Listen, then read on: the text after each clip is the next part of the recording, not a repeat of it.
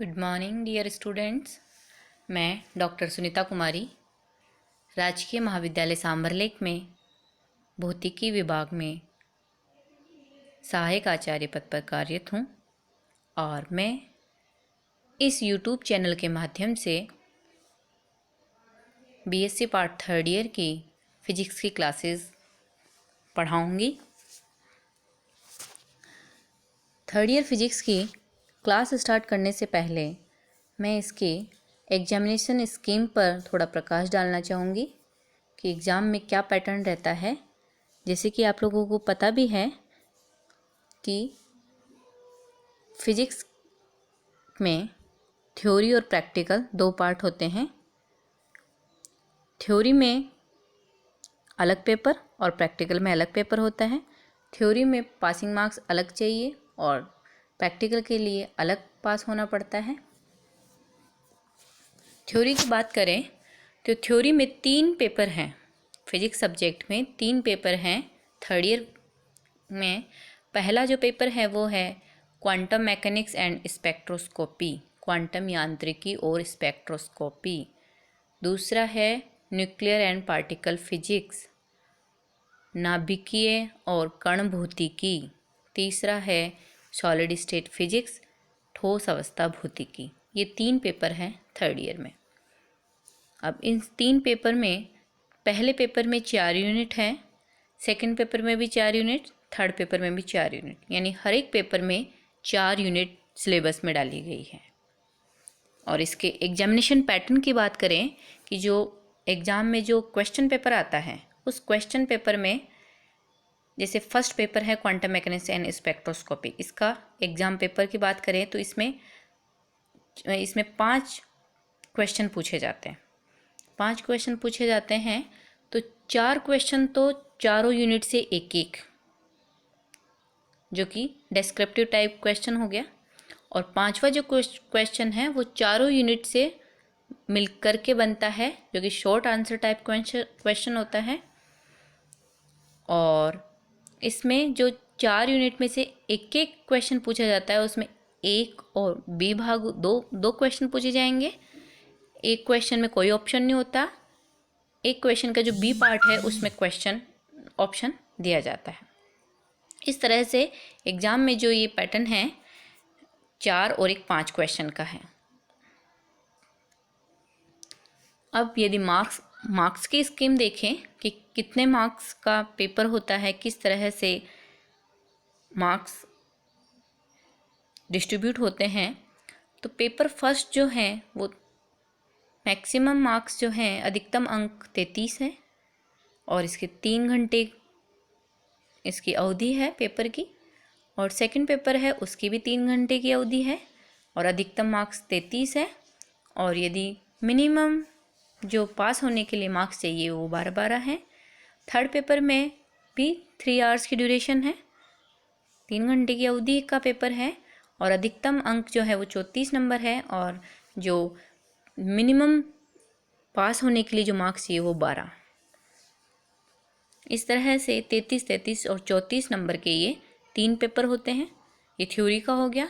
और प्रैक्टिकल का देखें तो प्रैक्टिकल के जो अधिकतम अंक है वो 50 हैं और जो प्रैक्टिकल होता है वो 5 घंटे की अवधि का होता है।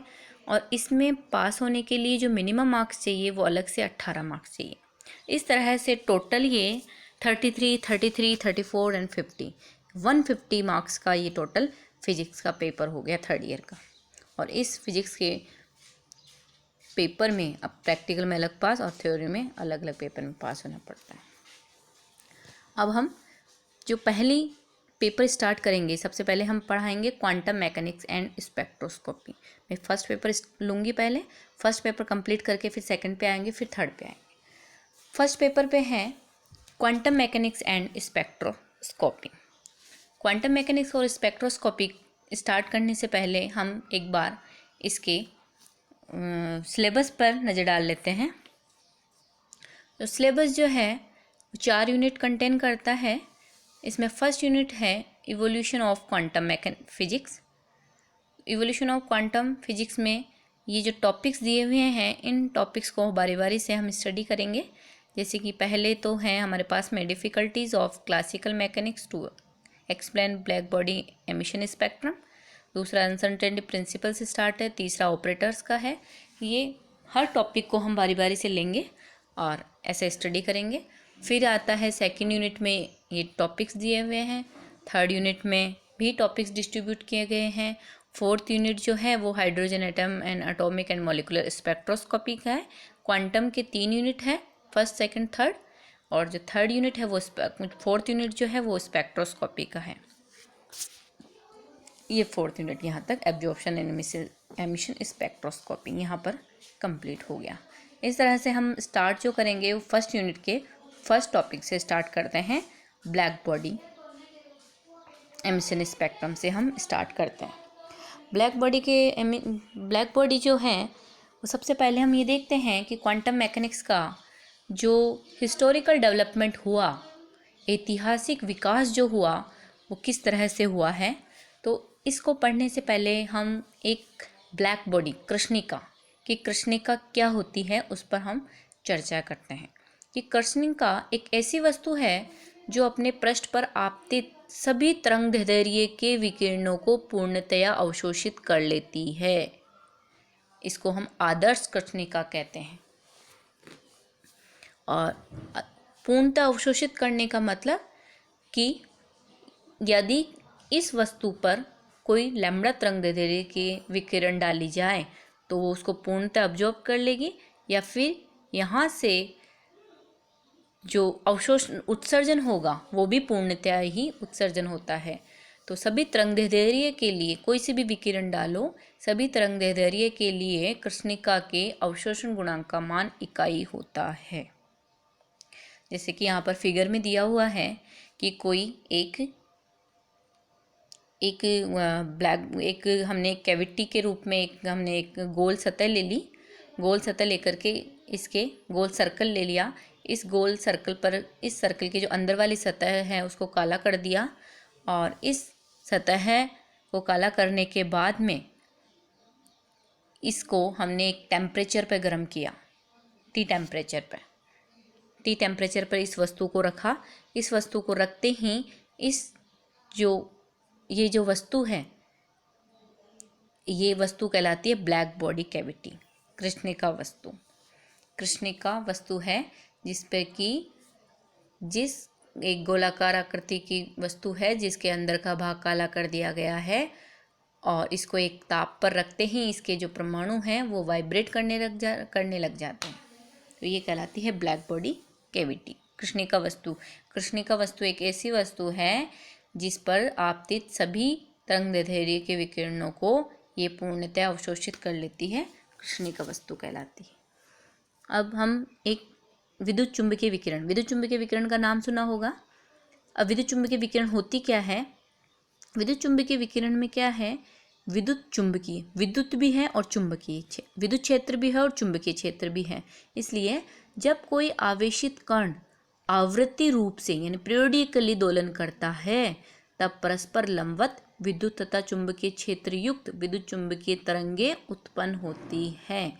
ये तरंगें माध्यम या निर्वात में एक निश्चित वेग से गमन करती है, जिनको कि कहते हैं विद्युत चुंबकीय विकिरणें। इलेक्ट्रिक फील्ड और मैग्नेटिक फील्ड परपेंडिकुलर होता है। और ये यहाँ पर हम देखें कि यदि एक्स वाई प्लेन में जो वर्टिकल लाइंस है वो विद्युत क्षेत्र की है, और जो थोड़ा सा उसके परपेंडिकुलर डायरेक्शन में जो लाइंस हैं तिरछी वाली वो मैग्नेटिक फील्ड चुंबकीय क्षेत्र की है।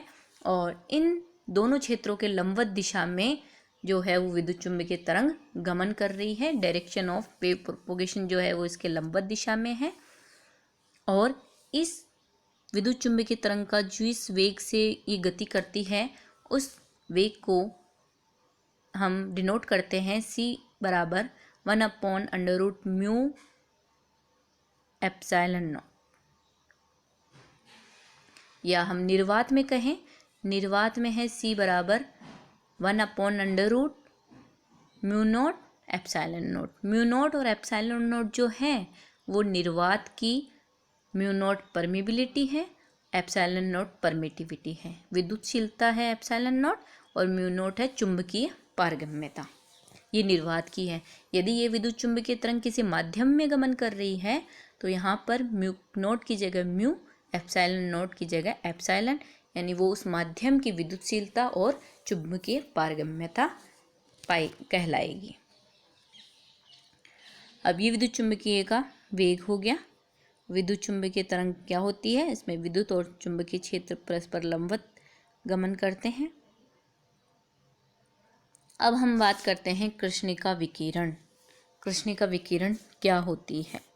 कृष्णिका विकिरण के लिए जब हम ये जो कोटर है, कोटर में से जो ब्लैक बॉडी है, इस ब्लैक बॉडी को एक नियत ताप, ब्लैक बॉडी को नियत ताप T पर रखें और जब कोटर की दीवारों के परमाणु विद्युत चुंबकीय विकिरणें उत्सर्जित करते हैं, जब कोटर को नियत ताप पे रखेंगे तो इसके जो परमाणु है वो गर्म होंगे। गर्म होकर के वो अपनी साम्यावस्था के इर्द गिर्द दोलन गति करेंगे।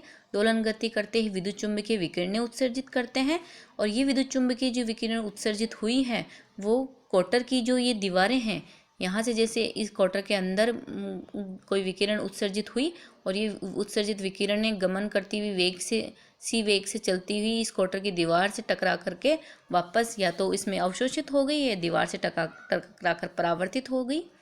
तो इस कोटर को T ताप पर रखने पर इस कोटर का जो अंदर का पूरा भाग है वो विद्युत चुंबकीय तरंगों से भर जाता है। इस तरह से हम कह सकते हैं कि जब T ताप पर रखा हुआ कोटर है तो उसमें लैम्डा बराबर 0 से लेकर के लैम्डा टेंडिंग टू इनफाइनाइट तक की तरंगदैर्घ्य के विद्युत चुंबकीय विकिरणें होती हैं। और क्योंकि जो कोटर है उस कोटर को हमने T ताप पे रखा है, T ताप पे रखा है तो नियत ताप है, नियत ताप है इसलिए इसमें से इस कोटर जो है इसमें उत्सर्जित मात्रा है वो अवशोषित मात्रा के बराबर होगी, यानी ये ऊष्मीय साम्यावस्था में कहलाएगा। और इस कोटर की दीवार में एक छेद बना दिया जाए, जैसे कि यहाँ पर बनाया हुआ है, तो इस छेद से विकिरण बाहर उत्सर्जित होते रहते हैं और इस विकिरण को कृष्णिका विकिरण कहते हैं। तो कृष्णिका विकिरण क्या है?